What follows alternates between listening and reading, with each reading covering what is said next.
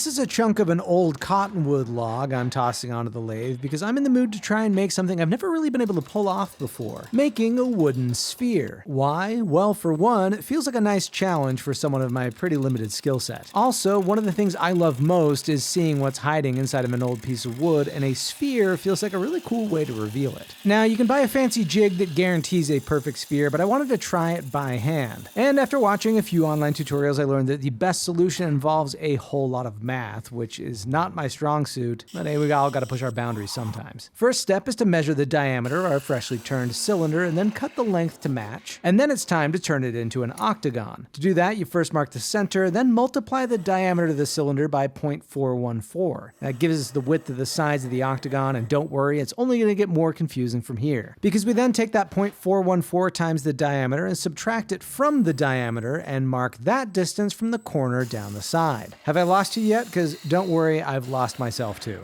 Then all I gotta do is make a diagonal cut from the edge face line to the lines on the side, and we've got an octagon. From here, it's just a matter of refining further. We divide each face in half and then in half again. And then you just cut the corner line to line, and we end up with a double octagon. We're already looking a bit more sphere-like, so now we just start shaving it down using the skew chisel. Once that's done, I chuck it up between a jig I made and a rubber stopper to make sure it stays centered, and then shave, rotate, and repeat until the high points are all gone. Then just come sanding and rotating grit by grit until it's silky smooth, and I'm gonna get it even smoother with some polishing wax. Then finish it off with a touch of oil, and there we have it, a perfect sphere made out of an old Fremont cottonwood log. I mean, I love the way this turned out. We've got some spalting in there, even a little bit of chatoyancy. This was really enjoyable to make and super fun to toss this thing around. It feels like a great use for some of these random logs on the pile. What do you think? Future series where I make a wood sphere of as many species of tree as I can?